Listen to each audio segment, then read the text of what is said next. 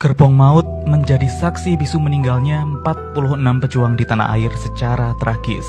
Karena sekitar 75 tahun yang lalu, atau tepatnya pada tanggal 23 November 1947, puluhan orang ditaruh di sebuah gerbong kereta dan kemudian tewas karena kehausan, kelaparan, kepanasan hingga kesulitan bernafas. Mereka yang ada di dalam gerbong tersebut adalah para pejuang Republik Indonesia yang ditangkap oleh Belanda. Peristiwa tersebut berawal ketika pasukan Belanda berhasil menduduki Bondowoso pada tanggal 22 Februari 1947. Belanda melakukan penangkapan besar-besaran terhadap rakyat yang dianggap secara aktif melakukan perlawanan, sehingga mengakibatkan penjara Bondowoso penuh dengan para tahanan. Menanggapi hal tersebut, pihak Belanda kemudian memindahkan para tahanan dari penjara Bondowoso ke penjara Surabaya dengan menggunakan gerbong kereta barang yang atapnya terbuat dari plat besi dan hampir tidak berventilasi.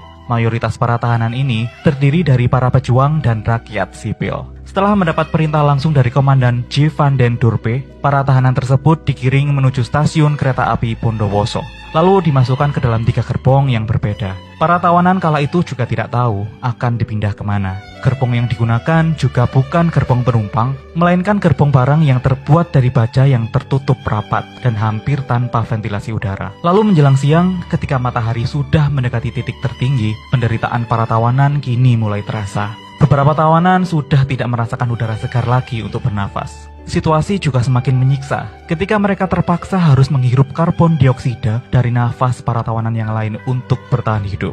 Udara dan suhu yang panas juga telah mendekati puncaknya. Korban mulai berjatuhan ketika kereta baru memasuki stasiun Kalisat pada pukul 11 siang.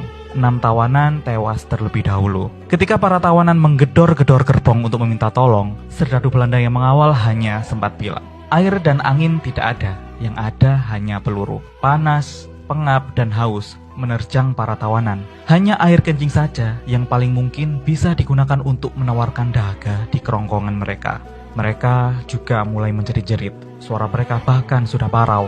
Lengking kematian mulai terdengar dari teriakan mereka. Mereka juga berteriak bahwa sudah ada 30 tawanan yang tewas. Namun para serdadu Belanda tidak peduli. Bahkan salah satu dari serdadu Belanda juga sempat bilang, "Biar mati saja semua, saya lebih senang daripada ada yang masih hidup." Kemudian setelah sekitar 15 jam tersiksa dalam gerbong maut itu, mereka pun tiba di stasiun terakhir, yaitu stasiun Wonokromo. Semua tahanan di gerbong ketiga tidak ada satupun yang hidup. Total korban yang tewas kini telah mencapai 46 orang. Di antara mereka yang masih hidup, 12 orang diantaranya sakit parah. 30 lemas tak berdaya dan hanya 12 orang yang dianggap cukup sehat. Mereka yang tewas jenazahnya dijajarkan di emplasemen stasiun Wonokromo. Namun sayangnya tidak pernah diketahui di mana letak makam mereka. Apakah dikubur atau dilarung di Kanal Jagir? Hingga saat ini, hal ini masih menjadi misteri.